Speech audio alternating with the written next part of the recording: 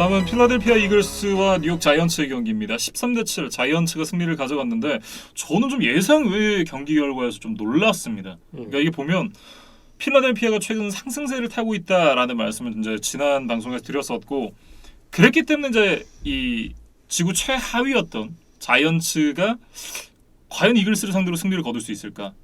쉽지 않을 것 같다라는 생각을 했었기 때문에 결과가 의외였던 것도 있지만, 최근 4경기에서 이글스의 평균 득점이 보면 34.5득점이었거든요. 이게 그 같은 기간 동안 리그에서 2위인가 그래요. 네, 근데 그랬던 이글스가 이 경기에서 그것도 자이언츠를 상대로 터치다운 단 하나의 득점이 그칠 거라고는 전혀 생각을 못했습니다. 그러니까 사실 이글스가 최근에 러싱 공격이 잘 풀렸기 때문에 그것만 뭐 그대로 해내면 네. 뭐 자이언츠를 넘어서기는 어렵지 않을 것이다라고 저도 예상을 했어요. 근데 이날 경기를 살펴보면 결국에는 그 잘하던 러싱에서 좀 문제가 생겼다. 왜냐면 이제 조던 하워드가 부상으로 결장을 했고 마일스 샌더스마저 지금 3쿼터에 부상으로 이탈을 했거든요. 그러면 이제 제일런 허츠, 네, 보스턴 스캇 요 두 선수 정도로 지금 러싱 공격을 운영을 했어야 되는 상황이었기 때문에 이글스가 잘하던 것을 하질 못했고 결국 이날 패배를 할 수밖에 없었습니다. 네. 일단 이제 자이언츠 얘기를 좀 해보면, 지난주에 이제 저희가 제이슨 게럿 오펜시브 코디네이터가 경질이 됐다라는 말씀을 드렸었잖아요. 뭐 역시나 이제 많은 사람들의 예상대로 프레드 키친스가 플레이 콜링을 하게 됐는데 딱히 공격에서는 달라진 모습이 보이지 않았다. 뭐 이렇게 얘기를 해야 될 것 같습니다. 그러니까 개선된 모습은 없었다고 봐야겠죠. 예. 물론 아직 이 키친스에게도 시간이 필요하겠지만 뭐 그나마 인상적인 선수를 한 명만 꼽자면 크리스 마이어릭이라는 선수에 대해서 좀 언급하고 싶은데 네. 사실 굉장히 무명에 가까운 선수고 이날 잡았던 캐치가 커리어 첫 번째 캐치일 정도로 이제 커리어가 거의 없었던 선수였죠. 네. 근데 사실 손으로 이 공을 잡아내질 못했는데 그래도 집중력을 잃지 않고 다리 사이로, 그러니까 약간 허벅지 사이로 공을 딱 이제 끼워내면서 귀중한 터치다운을 만들어냈어요. 그래서 뭐 자이언츠의 선수들이 어떤 승리에 대한 의지만큼은 있었다. 뭐 그런 이야기를 좀 드리고 싶습니다. 특히나 이제 이 선수가 필라델피아 출신이라 그래요. 예, 그러면서 고향 팀을 상대로 또 첫 캐치, 첫 터치다운을 만들어낸 본인에게는 좀 의미가 있는 경기 아니었을까? 뭐 이런 생각을 좀 해봤습니다. 그래서 지금 자이언츠가 4승 7패인데 물론 여전히 뭐 가능성은 낮습니다만 다음 주에 마이애미까지 꺾는다면 뭐 조그만 희망이 생기지 않을까? 예. 뭐 아직 끝날 때까지 끝난 게 아니니까. 그렇습니다. 어쨌든 공격에서는 뭐 프레디 키친스가 좀 달라진 모습을 보여줄 수 있을지 한번 지켜봐야 될 것 같고, 이날 분위기를 바꾼 건 수비였어요. 특히나 이제 러싱 야드는 그래도 좀 허용을 하긴 했었는데 제일런 허츠의 패스를 완벽하게 막았는데 성공을 합니다. 이날 보면 129야드에 3개 인터셉션. 그것도 이제 129야드가 31번의 패스에서 나온 거였거든요. 성공도 14번밖에 안 됐지만 야드 자체도 많지 않았다. 그러니까 텍 크로더, 제비어 맥키니, 다네이 홈스 이 선수가 각각 이제 하나의 인터셉션을 만들어내면서 이 3개 턴오버를 만들어냈고, 팀 전체적으로 보면 패스 굴절이 이날 10번이나 있었으니까 세컨더리 쪽에서 이 허츠의 패스를 완벽하게 봉쇄를 하는 데 성공을 했습니다. 거기다가 포스트다운 컨버전을 2번이나 막아냈고 펌블 유도까지 하나 추가를 하면서 이날 보면 턴오버가 총 6개예요. 사실 지난 시즌에 이제 마지막 주차 경기 때 좀 두 팀이 맞붙지는 않았지만 좀 악연이 있었던 그렇죠. 두 팀의 첫 대결이었잖아요. 왜 안 이기냐라는 그런 얘기가 있었는데 네. 어쨌든 자이언츠가 뭐 자존심 싸움에서 일단은 이제 먼저 웃었다. 뭐 이런 의미가 있는 경기였고, 이제 이글스 이야기로 좀 넘어가 보면 이제 말씀해주신 자이언츠 수비의 좋은 점은 사실 제일런 허츠가 못했다고 이제 해석을 해야겠죠. 그렇죠. 네, 근데 뭐 여러 가지 스탯도 있었지만 특히 저는 그 3번째 인터셉션 장면이 좀 아쉬웠는데 그 장면을 보면 이제 자이언츠에게 터치다운을 허용하고 이제 우리 옛날 스타크래프트 때 이제 발끈러시라는 말을 종종 썼었거든요. 그러니까 이게 지금 내가 공격할 준비가 안 돼 있고 내가 지금 가지고 있는 것들이 상대에게 이렇게 잘 먹힐 것 같은 상황이 아님에도 불구하고 그냥 내가 지금 기분이 나쁘니까 내가 지금 한번 견제를 당했으니까 무지성 러시 발끈해서 나는 지금 한번 공격을 해야겠다. 그러다가 이제 가진 것까지 날리고 이제 경기를 내주는 뭐 선수들이 많았는데 이날 제일런 허츠의 모습도 좀 비슷했던 것 같아요. 그러니까 허츠가 이 터치다운을 허용하고 나서 어떤 뭐 스크램블링으로 시간을 끄는 것도 없이 음. 그냥 무리하게 뒷볼을 던지다가 그냥 인터셉션을 당하는 장면이 하나 있었거든요. 네. 그래서 좀 남은 시간이 충분했다는 점을 감안하면 분명히 좀 이해하기 어려운 의사결정이었다. 그리고 저는 이제 허츠가 부진했음에도 불구하고 이글스가 이길 수 있었던 기회는 충분히 더 있었는데 마지막 두 번의 공격 드라이브를 무기력하게 날린 게 좀 아쉬웠거든요. 네. 그래서 한 번은 보스턴 스캇, 한 번은 이 젤런 레이거가 이 기회들을 날리면서 이글스가 이제 패하고 말았습니다. 특히나 이제 이 4쿼터 막판에 25초 남겨놓고 했던 플레이, 그 플레이에서 제일런 레이거 선수가 이 엔드존 앞에서 드랍을 하거든요. 네, 그러면서 사실상 이제 경기가 터지고 말았는데 이글스가 경기를 지긴 했습니다만 이길 기회가 없었던 건 또 아니었거든요. 그러니까 결정적으로 이 드랍이 마지막에 어떤 아쉬움을 좀 남기는 플레이였다라고 말씀을 드려야 될 것 같고, 참 이 제일런 레이거는 이글스 팬분들로서는 좀 뼈아플 수밖에 없는 이름인 것이 이 선수가 저스틴 제퍼슨 앞에서 뽑혔거든요. 그리고 저스틴 제퍼슨 뒤에 뽑힌 선수들도 지금 제일런 레이거보다 잘하고 있는 선수들이 몇 명 있단 말이에요. 그런 부분을 좀 고려를 해보면 이 레이거의 지명은 좀 너무 아쉽다라는 생각이 듭니다.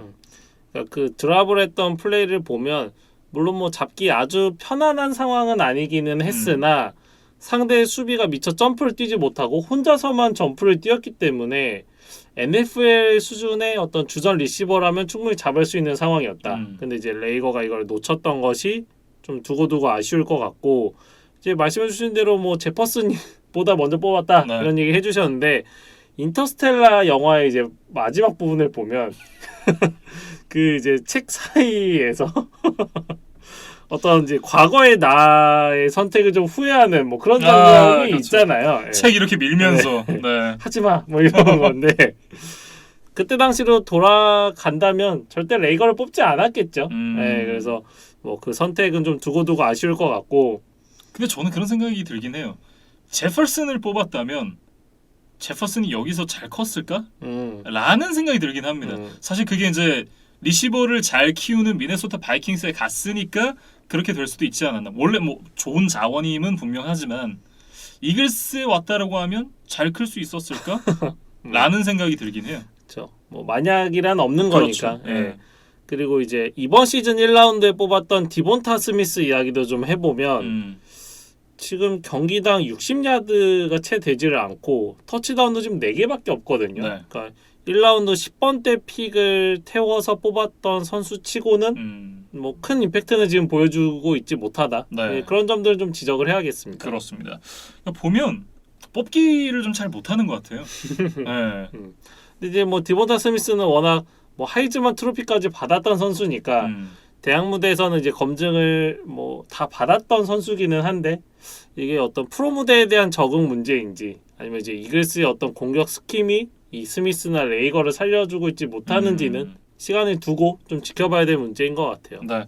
어쨌든 이제 이글스는 이 경기를 패배를 하면서 지구승은 이제 거의 물 건너갔다라고 봐야 될 것 같고, 지구승을 떠나서 포스트 시즌 경쟁은 아직 이제 NFC 쪽은 그렇게 빡빡하진 않기 때문에 기회가 남아 있긴 합니다만 상대가 자이언츠잖아요.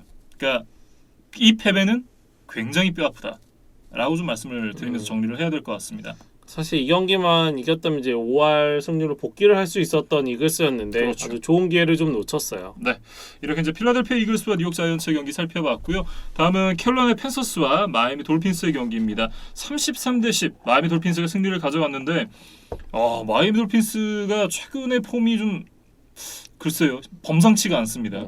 그러니까 지난 시즌에 좋았던 마이애미로 좀 돌아간 것 같아요. 그러니까 수비와 스페셜 팀이 완전히 살아났고 투아도 지금 부상 복귀 이후로 꾸준하게 좋은 모습을 보여주고 있거든요. 그러면서 지금 마이애미가 어느덧 지금 1승 7패에서 5승 7패까지 올라왔습니다. 네. 특히나 이제 투아가 그런 얘기를 많이 했었잖아요. 이 선수가 부상이 너무 잦고 아직까지 뭔가 가능성을 보여주지 못하고 있다라는 얘기를 제가 한 달 정도 전에 했던 기억이 나거든요.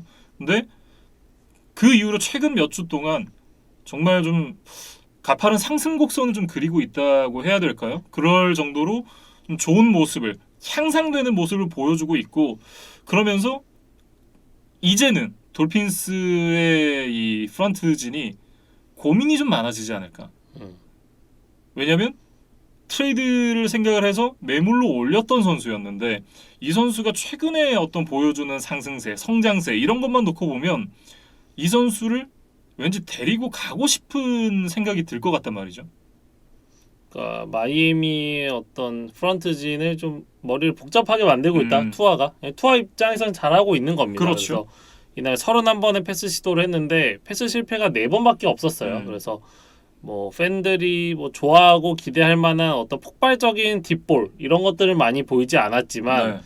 그래도 30번 넘게 패스를 시도하면서 4번밖에 실패가 없었다. 그러니까 굉장히 정확하고 안정적으로 경기를 끌어갔죠. 그래서 턴오버도 없었고 특히 이날 같은 경우는 이제 제일런 와들과의 호흡이 굉장히 좋았거든요. 그래서 와들이 137야드 1개 터치다운으로 데뷔 처음으로 100 리시빙 야드를 넘기는 그런 경기를 하기도 했습니다. 네.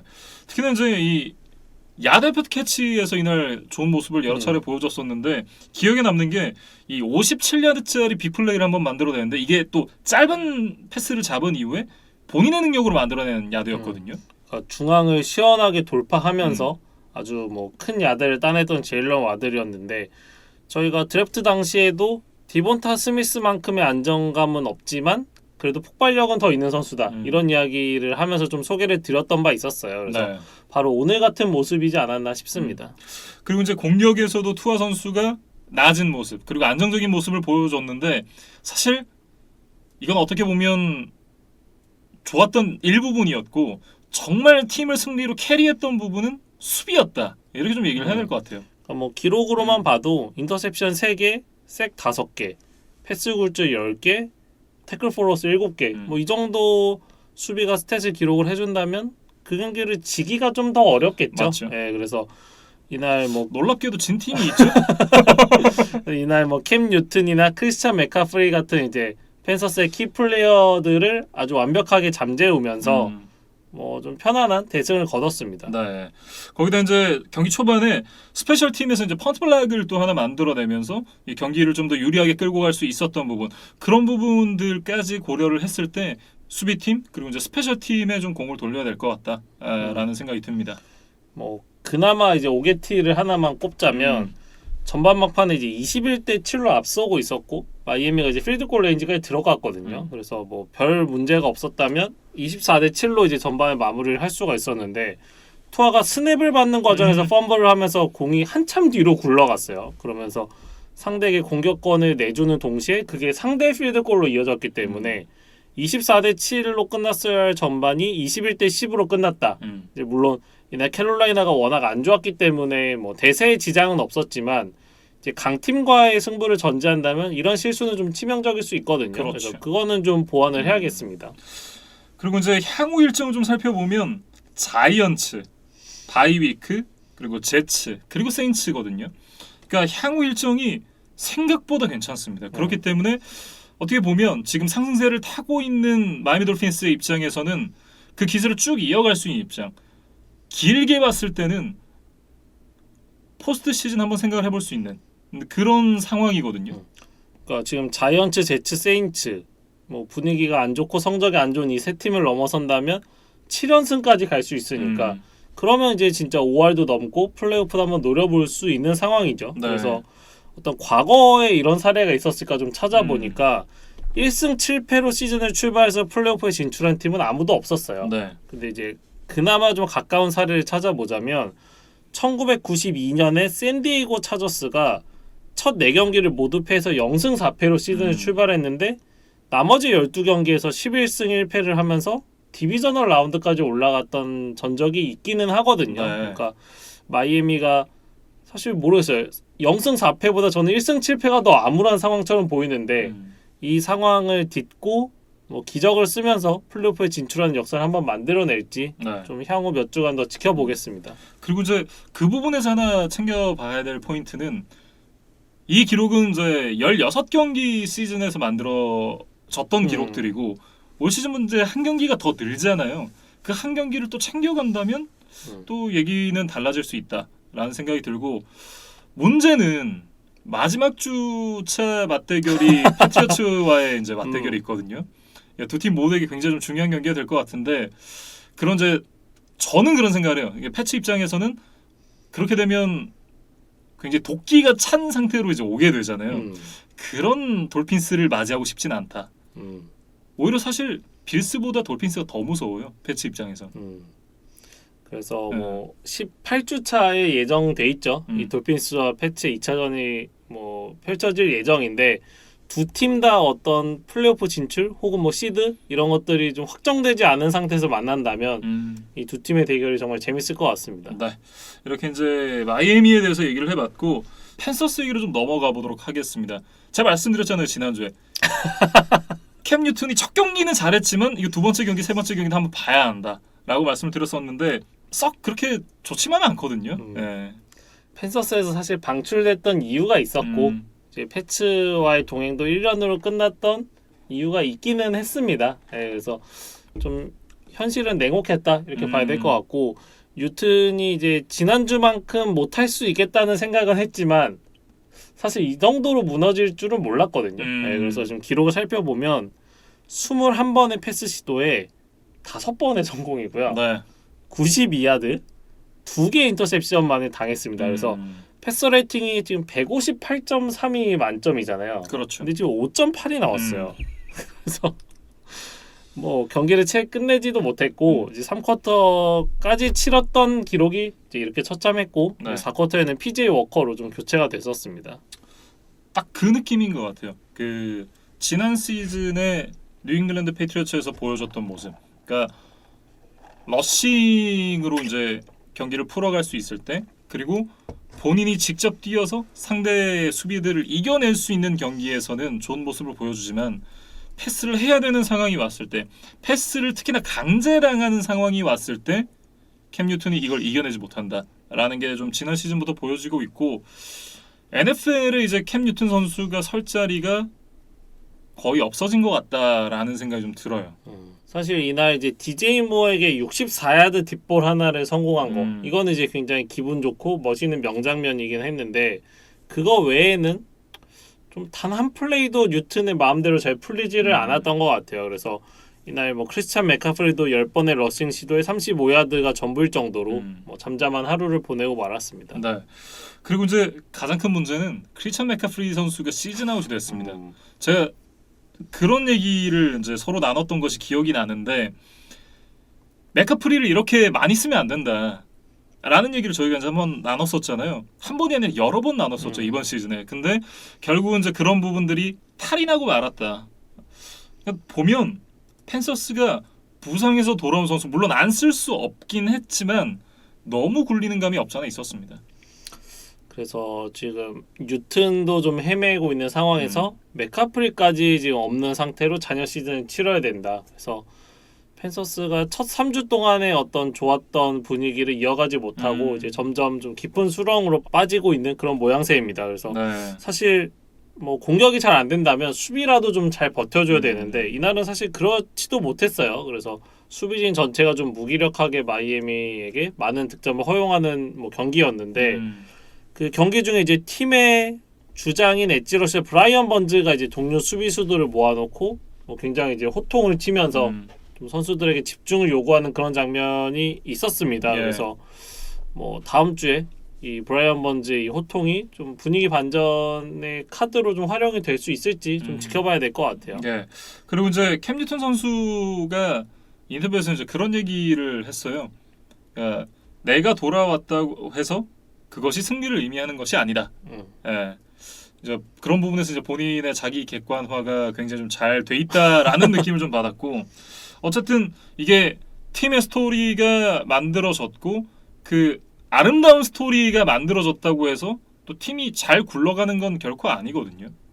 그러니까 그런 부분을 좀 생각을 해봤을 때 이제 빨리 그 허니문의 분위기에서 깨어나서 팀을 어떻게 운영을 해야 될지 그리고 이제 패스가 잘 안 된다라는 것이 다시 한번 확인이 됐으니까 이 부분에 대한 조정을 어떻게 가져갈지 이런 부분들에 대한 고민들이 좀 필요하지 않나라는 생각이 들어요.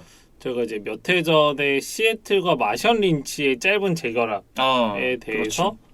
결국 결과가 안 좋았잖아요. 이제 그러다 보니까 이제 저희가 그거를 좀 해프닝처럼 좀 이야기를 하곤 하는데 네.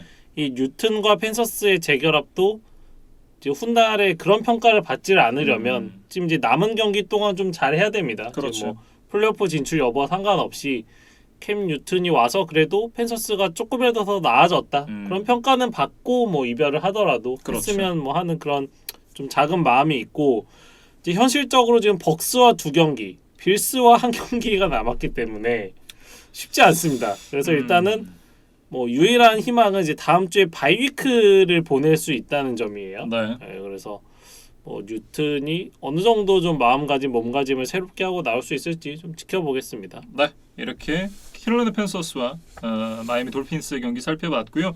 다음은 이제 테네시 타이탄스와 뉴잉글랜드 패트리어츠의 경기로 이어가 보겠습니다. 36대 13.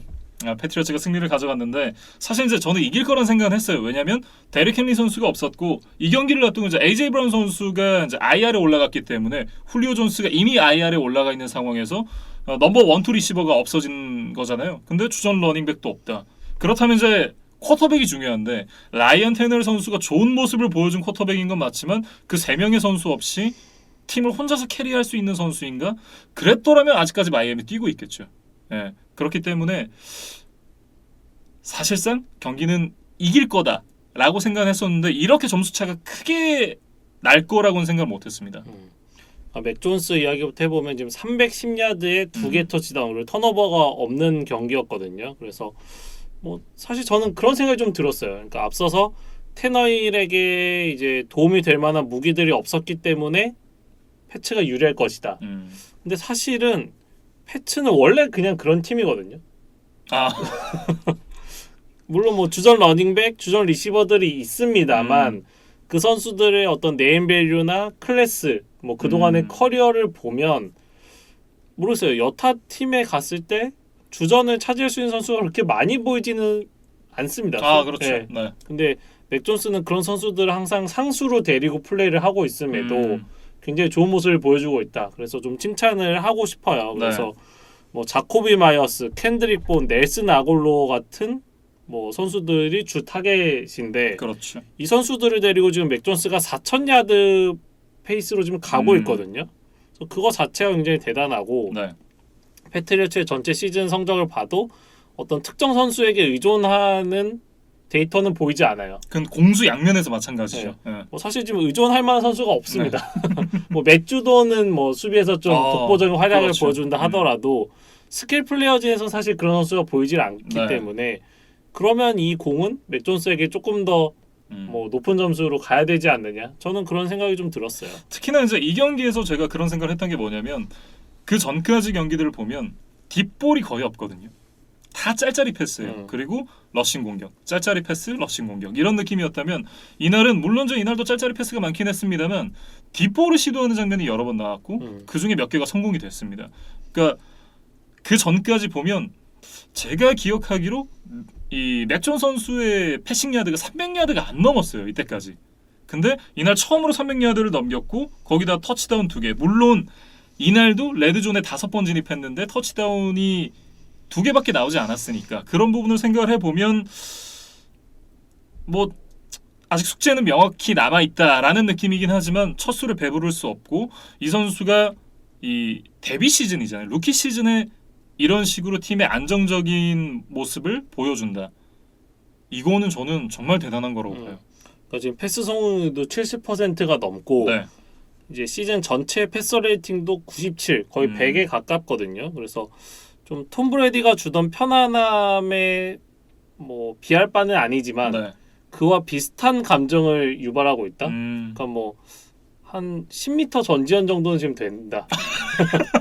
네, 뭐 그런 느낌을 저는 좀 받았고 이제 맥 존스의 게임 로그를 보다가 제가 느낀 거는 3주차 뉴올리언스와의 경기에서 사실 크게 부진했어요. 맞아요. 근데 이제 그 경기를 제외하면 패트리어츠가 지금 8승 4패지만 맥 존스가 못해서 진 거는 제 생각엔 그 한 경기였던 것 같아요. 그래서 야구로 치면 퀄리티 스타트 제조기 같은 느낌? 그러니까 뭐 매 경기 완봉이나 완투를 하는 건 아니지만 이 선발 투수 때문에 진다는 느낌을 주는 경기는 거의 없는 것 같아요. 예, 그게 지금 맥 존스의 이번 시즌에 뭐 대단하고 또 무서운 점인 것 같습니다. 그렇습니다. 뭐 어쨌든 점점 더 향상된 모습을 보여주고 있기 때문에 기대가 되고 제가 그런 말씀 드렸었잖아요. 유니폼 샀다. 한국에 와 있습니다. 오늘 이제 세관을 통과했다라는 이제 연락이 왔고 내일쯤 아마 도착할 것 같은데 다음 주에는 제가 그걸 입고 올 수 있지 않을까. 그런 생각이 좀 드네요. 근데 이제 패츠가 또 이겨야겠죠? 빌스와의 중요한 경기를. 아 그럼요. 못 이기면 못 입고 나옵니다. 네. 아무튼 맥존 선수가 좋은 모습을 보여주고 있고 저는 사실 이제 수비 얘기를 안 할 수가 없는 게 이날 수비가 또 여러 차례 턴오버를 만들어내면서 이 패츠 승리 공식이 가동이 됐어요.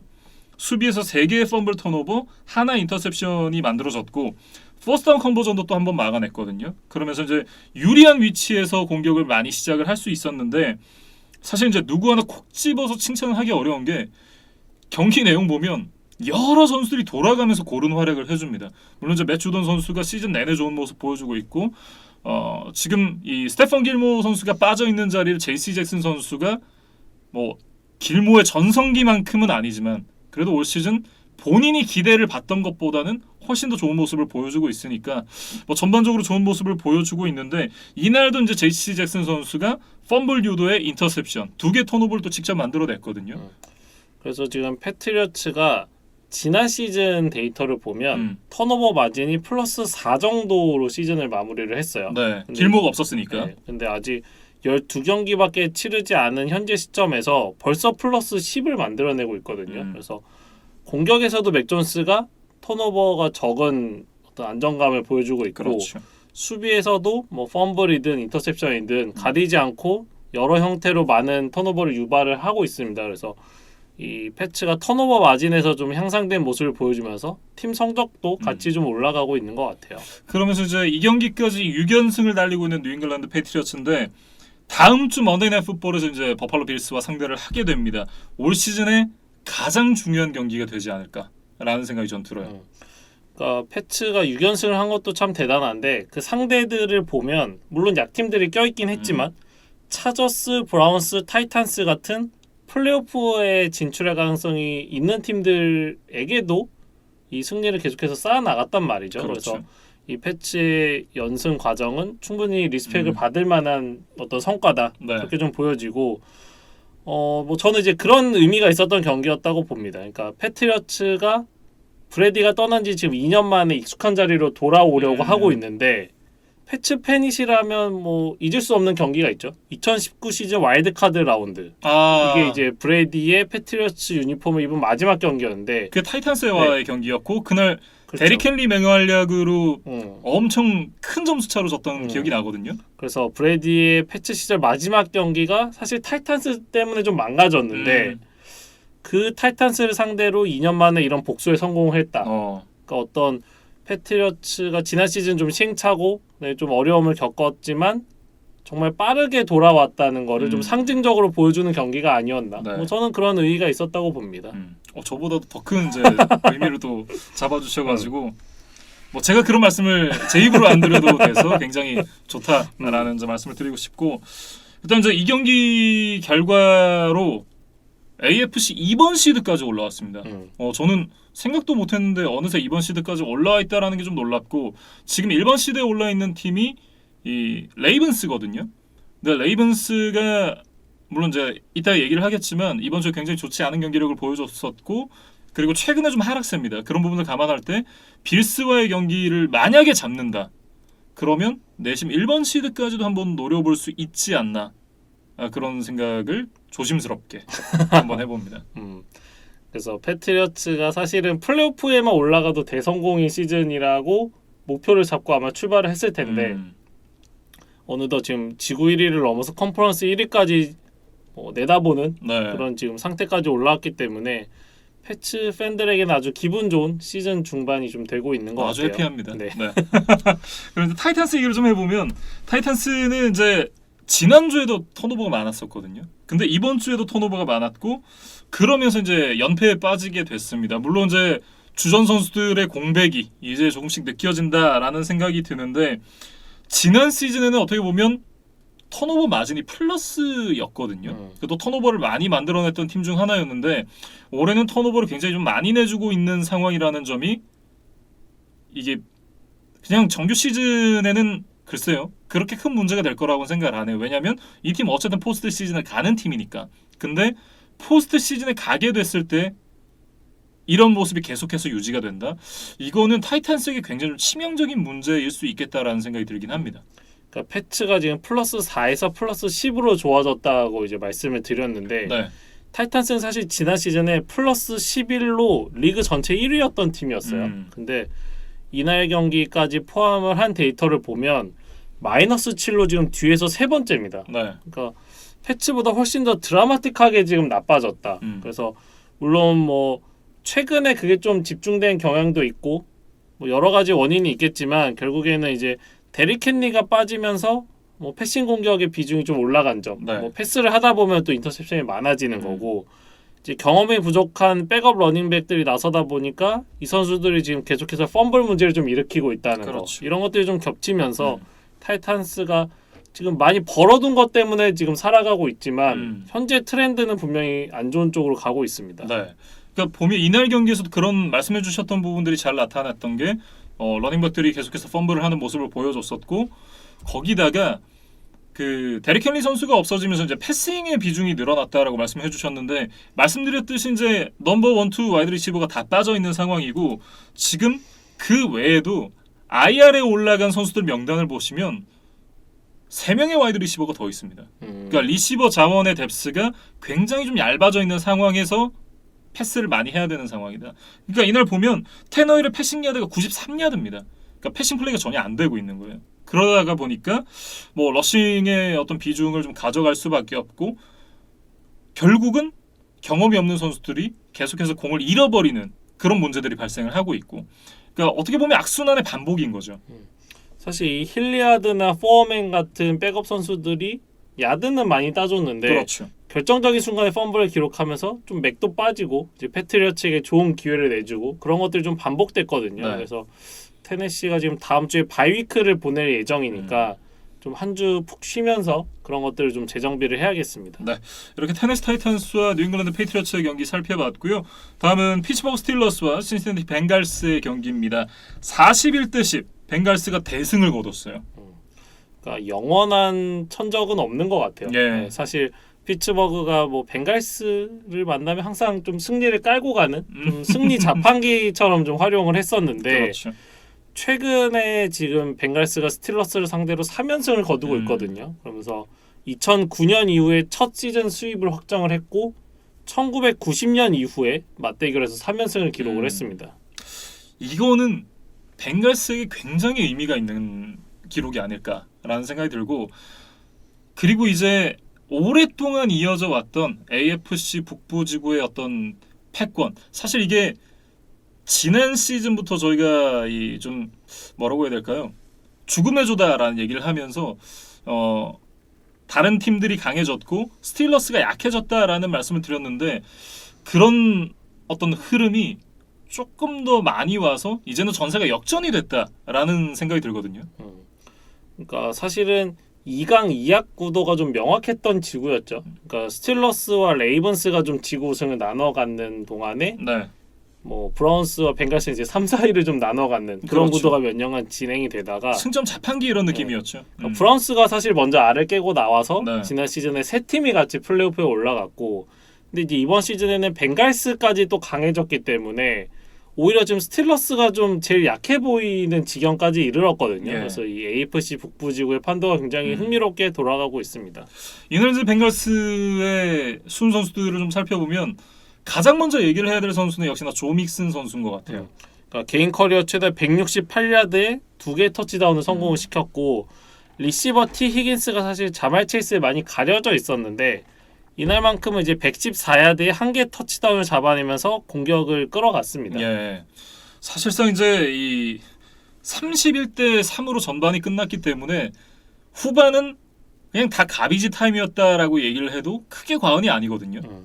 그러니까 이 벵갈스가 31점을 만들어내는 과정을 살펴보면 버로우의 러싱 터치다운도 있었고 네. 조 믹슨의 러싱 터치다운이 있었고 티 히긴스의 리시빙 터치다운 그리고 수비수 마이클 힐튼의 픽식스까지 정말 다양한 선수, 다양한 방법으로 점수를 쌓아 나갔거든요. 그래서 벵갈스가 뭐 한쪽에만 지금 탄탄한 팀이 아니라 공수 모두 안정감을 가지고 뭐 강팀으로 좀 진화를 한 것 같아요. 특히나 이제 말씀해주셨던 이제 힐튼 선수의 이 인터셉션이 앞서 이제 이 조버로 선수가 인터셉션을 허용한 다음에 그 다음에 이제 픽식스로 이어지는 인터셉션이었기 때문에 이게 어떻게 보면 우리가 분위기를 좀 가져오나라고 생각을 할 수 있었던 스틸러스 입장에서는 완전히 카운터 펀치 같은 그런 느낌이었거든요.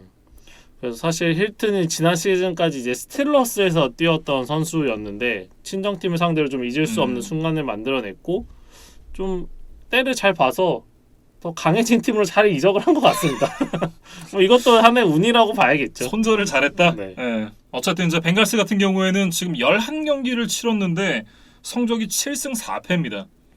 이게 뭘 의미하냐면 위닝 시즌이라는 얘기죠. 위닝 시즌의 트렌드로 가고 있다. 예. 그래서 사실 2015년에 12승을 기록하면서 지구 우승을 한 차례 차지한 적이 있었는데 그렇죠. 그 이후로 지금 5년 동안 계속해서 루징 시즌을 이어오고 있었거든요. 그래서 그런 이제 안 좋은 기록을 끊어내고 이제 플레이오프 무대로 좀 복귀할 저로의 기회를 잡았다. 예. 그리고 뭐 앞서도 몇 번 얘기했지만 플레이오프 승리가 정말 오랫동안 없었기 맞아요. 때문에 올해만큼은 뭐 슈퍼볼까지 아니더라도 이 와일드 카드 라운드에서라도 한번 좀 이기는 벵갈스를 좀 볼 수 있었으면 좋겠습니다. 네. 조브로 선수가 지난 시즌 정말 처참한 부상을 당한 이후에 올 시즌 복귀를 해서 정말 좋은 커리어를 만들어 가고 있고 이 선수는 심지어 얼굴까지 잘생겼잖아요. 예. 그래서 벵갈스를 좀 10년, 15년 끌어갈 수 있는 프랜차이즈 쿼터백이 좀 제대로 찾았고 벵갈스의 좀 전체적인 로스터 이야기를 해보면 네. 사실 AJ 그린, 지노 에킨스, 카를로스 던랩, 앤디 달튼 이제 이렇게 벵갈스를 공수해서 이끌던 선수들이 차례대로 몇 년 동안 이제 빠르게 다 팀을 이탈을 했어요. 그렇죠. 그러면서 사실 빈자리들이 많이 보였는데 생각보다 굉장히 빠르게 그 자리들을 메워냈다. 그래서 특히 조버로우나 자말 체이스 같은 선수들은 기존에 있던 선수들보다 어떻게 보면 더 나은 성적들을 지금 내고 있거든요. 그래서 굉장히 좀 기대가 되는 선수들이고 수비에서도 뭐 이렇게 에런 도날드 같은 뭐 슈퍼스타가 있는 건 아니지만 그래도 알짜배기 그리고 굉장히 젊은 선수들로 로스터를 빠르게 바꿔냈다는 점. 그렇죠. 이거는 벵갈스의 구단 운영, 그다음에 드래프트 이런 것들 좀 칭찬을 해야 될 것 같은데 특히 그 이번 시즌을 앞두고 이제 세인츠에서 영입했던 트레이 핸드릭슨이 벌써 2자릿수 색을 기록을 했더라고요. 그래서 저도 좀 이 선수의 활약을 간과하고 있었는데 굉장히 좋은 모습을 보여주고 있고 네. 그다음에 이제 팀의 인터셉션 상황에서 한 절반 이상 이 핸드릭슨의 프레셔가 좀 직간접적으로 영향을 미쳤다는 데이터도 있더라고요. 네. 그래서 이 핸드릭슨을 위시한 벵갈스 수비가 뭐 이날도 굉장히 좋은 모습을 보여줬습니다.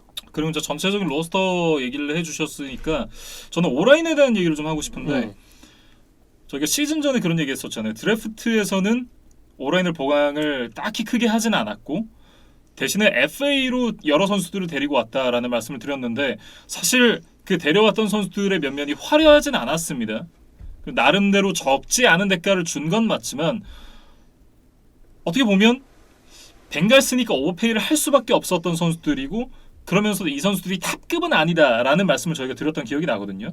근데 이 선수들이 와서 현재까지의 어떤 활약만 놓고 봤을 때 잘하고 있냐? 얘기하기 어렵지만 못하고 있냐? 그렇다고 얘기하기도 좀 어렵거든요. 그러니까 딱 평균 살짝 이상 정도의 모습을 보여주고 있다. 이런 느낌인 것 같아요. 그러니까 사실 벵갈스의 가장 큰 고민이었고 많은 사람들이 가장 큰 약점으로 꼽았다는 점을 감안하면 그러니까 기대치가 밑바닥이었다는 점을 감안하면 그렇죠. 그래도 어느 정도 반지하는 아니고 네. 그래도 뭐 옥탑방 정도에서 살고 있다. 뭐 이제 복덕방으로 가면 되겠군요. 네.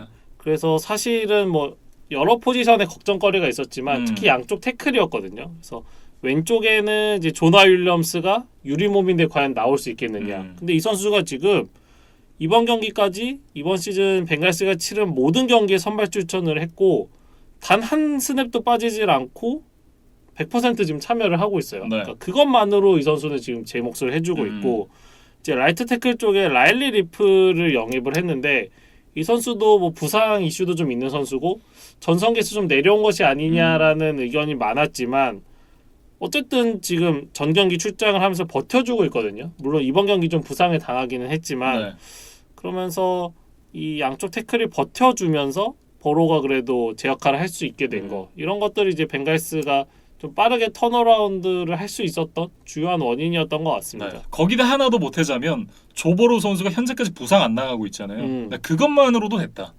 네, 저는 그렇게 생각을 합니다. 네, 그리고 이제 스틸러스 이야기로 넘어가 보면 뭐 초반부터 정신없이 얻어맞았기 때문에 뭔가 좀 톤을 맞추고 자신들의 템포로 공격을 끌어가는 것 자체가 좀 어려움이 있었습니다. 그래서 사실 지금 스틸러스는 나지 해리스에게 많은 비중을 두고 좀 공격을 천천히 진행을 해야 되는 상황인데 네. 해리스가 지금 8번의 러싱 시도에 23야드로 철저하게 묶였어요. 그래서 이 스틸러스는 지금 러싱이 풀리질 않고 수비가 상대를 붙잡아두지 못하면 이런 이제 난타전 양상에서는 좀 힘을 발휘하기가 어려운 팀 구조거든요. 그렇죠. 그래서 이날도 좀 그 원인 때문에 좀 격차가 많이 벌어졌던 것 같아요. 네. 사실 근데 이 경기 내용도 경기 내용이지만 지금 라커룸 분위기가 개판이다 이런 얘기도 좀 많이 나오고 있는데 체이스 클레이풀 선수가 그런 얘기를 했다 그래요. 우리 훈련 때 좀 신나는 음악을 틀고 훈련하면 안 될까? 라는 얘기를 했다고 합니다. 그러니까 뭐 클레이풀이 이야기했던 이유는 좀 간단해요. 뭐 그러면 훈련이 더 재밌고 우리도 즐기면서 하니까 더 효율이 높지 않겠느냐. 뭐 약간 굉장히 직관적이고 뭐 듣고 보면 뭐 그럴듯한 이유를 제시를 하기는 했으나 이게 지금 스틸러스의 어떤 팀 분위기 그다음에 어떤 최근 성적과는 좀 어울리지 않는 좀 황당한 제안이다. 그런 느낌이죠. 그러니까 성적이 좋으면 즐기면서 해도 돼요. 성적이 좋으면 그래 음악 틀고 할 수도 있고 우리는 춤추면서 할 수도 있고 그럴 수도 있죠. 근데 보통 잘하는 팀은 안 그래요. 잘하는 팀들은 빡세게 훈련하고 경기에서 좋은 모습을 보여주지 실제로 왜 보시면 물론 개개인의 차는 있습니다만 저희 학교 다닐 때 보면 공부 잘하는 애들은 빡세게 공부하고 교실에서 노는 애들은 항상 뒤에 있거든요. 성적을 봤을 때 실제로 교실에서의 위치도 뒤일 가능성이 높고 예.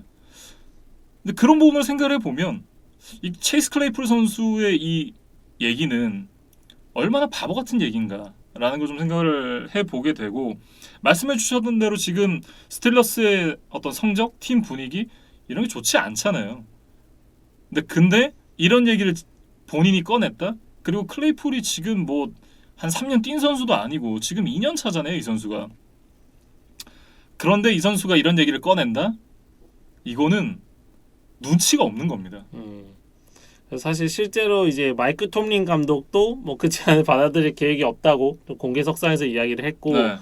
핵심 수비수 캠 헤이워드도 좀 불편한 기색을 드러냈다고 하더라고요. 그래서 이 감독이나 어떤 팀의 핵심 선수들에게는 지지를 받지 못하는 그런 좀 주장이었고 뭐 조금 더 시계를 돌려보면 이제 안토니오 브라운, 주주 스미스 슈스터 뭐 이런 이제 디바 리시버들이 유독 이 스틸러스에는 많았는데 좀 그 선수들이 잘 풀릴 때는 그렇게 좀 즐기고 뭐 자의식을 보여주는 것들이 좀 이렇게 시너지가 나는 경우들도 있었지만 지금의 상황에서는 팀의 분위기를 좀 저해하는 요소가 아닌가. 네. 그래서 현지 기사에서도 이 주주나 클레이풀 같은 이런 나르시스트들을 많이 가지고 있으면 뭐 팀 분위기에 좋을 건 없을 것 같다. 그렇죠. 뭐 이런 지적도 있기도 했습니다. 저희가 지난 시즌에 그 주주가 틱톡 찍다가 날아가는 거 잘 봤잖아요. 그 클레이풀 선수가 그 전철을 좀 밟지 않기를 좀 바라겠습니다. 그러니까 지금 스틸러스에게 필요한 거는 좀 터프함, 좀 치열함 이런 것들이 아닌가 싶어요. 네, 이렇게 피츠버그 스틸러스와 신시내티 벵갈스의 경기 살펴봤고요. 다음은 이제 애틀랜타 펠컨스와 잭슨빌 제규어스의 경기로 이어가 보겠습니다. 21대 14 펠컨스가 승리를 가져갔는데 이날 이제 코데럴 패턴슨 선수의 복귀전이었거든요. 그 복귀를 한 코데럴 패터슨이 팀을 승리로 캐리했다. 좀 이렇게 정리를 할 수 있을 것 같습니다. 그러니까 108 러싱 야드에 2개 터치다운을 성공시키면서 이제 부상 공백에 대한 여파 전혀 없이 그렇죠. 돌아와서 팀을 승리로 이끌었고 사실 펠컨스가 이전 두 경기에서 단 한 개 터치다운도 만들지를 못하면서 공격에서 굉장히 고전을 면치 못하고 있었거든요. 근데 뭐 이날도 아주 뭐 속 시원한 공격은 아니었지만 그래도 잭슨빌을 넘어서기에는 충분한 점수를 냈다. 그러면서 지금 5승 6패니까 뭐 수치적으로는 여전히 플레이오프 가실권에 남아 있는데 성공했다. 그런 의미가 있는 경기였습니다. 근데 다만 저는 경기를 봤을 때 물론 이제 선수들이 다들 의욕을 갖고 플레이를 하겠습니다만 저는 이기고자 하는 선수는 맨 라이언과 코드로 패터슨밖에 안 보였다. 그런 느낌이었거든요. 그러니까 이 경기를 좀 돈을 주고 본 팬들에게는 딱히 남는 게 없었을 만한 그런 경기였다. 마이너스지 않았을까요? 시간을 버렸으니까. 그래서 뭐 저도 억지로 이 승부가 갈린 지점 하나 이제 뽑아봤는데 네. 이 쿼터 중반에 이제 잭슨빌의 제임스 로빈슨이 이제 펌블을 기록하면서 애틀랜타에게 공을 넘겨줬어요. 맞아요. 그러면서 애틀랜타가 그걸 터치다운을 연결하면서 14대 0으로 점수가 벌어졌는데 뭐 점수를 줄 수는 있습니다. 턴오버를 할 수도 있고. 근데 이제 그 과정에서 사실 필드골로 이 피해를 좀 최소화할 수가 있었거든요. 네. 근데 이제 잭슨빌의 로이 로버트슨 해리스라는 선수가 이 필드골 과정에서 불필요한 레버리지 페널티를 범했어요. 그러니까 이제 상대를 이렇게 뛰어넘는 그게 이제 NFL 규정상에서 지금 위험한 플레이 때문에 페널티의 범주에 들어가 있거든요. 네. 그래서 이 레버리지 플레이를 하면서 퍼스트 다운을 갱신을 해줬고 이게 결국 패터슨의 터치다운으로 이어졌던 거. 네. 이게 잭슨빌에게는 좀 두고두고 아쉬운 장면이었습니다. 구영애 선수가 일단 지난주에 좀 좋지 않은 모습을 보여줬었는데 이날 경기에서는 또 바운드에 성공을 했습니다. 뭐 사실 딱히 자신을 증명할 만한 기회 자체가 좀 없었다고 봐야겠어요. 그러니까 기록도 지금 3개 엑스트라 포인트 기회만 있었고 그걸 성공을 시켰고 사실 지금 앞서 이야기했던 레버리지 페널티 장면에서 구영애 선수가 43야드 필드골을 성공시켰거든요. 근데 이게 이제 페널티 때문에 플레이가 무효가 되고 그렇죠. 퍼스트다운 갱신이 됐기 때문에 최종적으로 이제 구영애 선수의 필드골 성공으로는 기록되지 않는 장면이 됐습니다. 그래서 뭐 기록이 무산된 거는 좀 아쉽지만 네. 그래도 이제 뭐 펠컨스 팀에게는 더 잘 된 상황이니까 그렇죠. 예, 구영애 선수도 아마 좀 이해를 하고 넘어가지 않을까 싶습니다. 네. 그리고 이제 이 구영애 선수가 이날 그 킥오프를 하고 나서 이제 킥 리턴을 하는 상황에서 상대 리턴을 또 태클하면서 막아내는 그런 장면이 있었거든요. 그래서 이날 경기 이제 스탯을 보시면 그게 이제 수비 선수들의 스탯이 모여 있잖아요. 그렇죠. 거기에 이제 구영애 선수의 이름이 들어가 있고 그 태클이라는 숫자에 또 1이라는 뭐 어떤 기록이 지금 남게 됐는데 뭐 앞서 이야기하신 좀 승리의 의지를 보였던 선수 명단에 이 구영애 선수를 좀 추가해야 되지 않을까? 예, 보통 이 키커나 펀터가 정말 유사시가 아니면 사실은 좀 이 태클 수비에서 좀 뒤로 물러서 있기 마련인데 구영애 선수가 굉장히 터프한 모습으로 뭐 좀 솔선수범하면서 좋은 장면을 한번 만들어줬습니다. 네. 그리고 이제 잭슨빌 얘기로 좀 넘어가 보면 글쎄요 로렌스 선수가 성장하는 모습이 어느 정도 좀 보이는 듯하다가 또 정체가 된 것 같은 느낌입니다. 그러니까 로렌스를 도와줄 만한 스킬 플레이어가 마땅치 않은 것은 맞아요. 예. 근데 사실 마지막 2분여를 남기고 동점 혹은 역전 기회가 있었는데 연속으로 패스를 실패하면서 그냥 경기를 허무하게 내줬거든요. 그래서 로렌스가 지금 이번 시즌 뭐 2승 9패니까 성적도 좋지 않지만 어떤 경기 막판에 승부를 한번 뒤집을 만한 기회들에서 딱히 인상적인 모습을 보여주질 못한다. 네. 이것도 좀 데뷔 시즌의 과제로 좀 남을 것 같아요. 이 선수가 또 1라운드 1픽으로 뽑힌 선수고 그 NFL 팬들에게 굉장히 좀 많은 기대를 받고 있는 만큼 뭐 올 시즌은 제가 봤을 때 좀 쉽지 않을 것 같고 내년 시즌에는 좀 더 향상된 모습을 보여줬으면 좋겠다라는 생각이 들고요. 이제 펠컨스가 다음 주에 탐 브레이디를 만납니다. 사실 맷 라이언이 이미 벨리책에게 지난주에 한번 혼쭐이 났기 때문에 그렇죠. 이렇게 또 브래디를 만나게 됐어요. 근데 모르겠습니다. 이제 라이언 입장에서는 브래디와 벨리책이 함께 있을 때는 한 번만 지면 되는데 지금 이 두 사람이 지금 두 팀으로 나눠져 있고 네. 또 브래디는 지금 지구 라이벌이니까 두 번을 만나게 되잖아요. 그렇죠. 그래서 이 벨리책 브래디 콤비를 세 번이나 만나는 좀 안 좋은 뭐 결과적으로 좀 안 좋게 된 게 아닌가. 그렇죠. 그래서 뭐 펠컨스가 지금 플레이오프 진출 가능성도 남아 있긴 하지만 뭐 그것과는 상관없이 이 톰 브레이디 징크스를 좀 한 번쯤은 넘고 뭐 커리어를 좀 마무리를 하면 어떨까? 뭐 개인적으로는 그런 바람을 좀 가져보고 잭슨빌은 지금 램스 원정을 떠나는데 네. 제일런 램지가 사실 잭슨빌 출신이잖아요. 그렇지. 근데 램지가 이제 유니폼을 갈아입은 이후에 처음으로 친정팀을 만나는 경기라고 하더라고요. 그래서 이 경기 뭐 양 팀의 전력 차가 크기는 하지만 젤런 램지 더비로 좀 봐주시면 좋을 것 같습니다. 네. 램지 선수가 또 이 잭슨빌을 떠나는 과정이 아름답지 않았잖아요. 그렇기 때문에 이제 친정 팀에게 좋은 감정이 아마도 없을 것 같은데 또 어떻게 또 트래시 토킹을 할지도 상당히 좀 기대가 되네요. 그리고 이제 만약에 로렌스의 패스를 인터셉션을 한다면 램지가 어떤 뭐 셀러브레이션을 보여줄지 뭐 이런 것도 저희가 한번 유심히 좀 지켜보겠습니다. 네, 이렇게 이제 애틀랜타 펠컨스와 잭슨빌 제규어스의 경기까지 살펴봤습니다.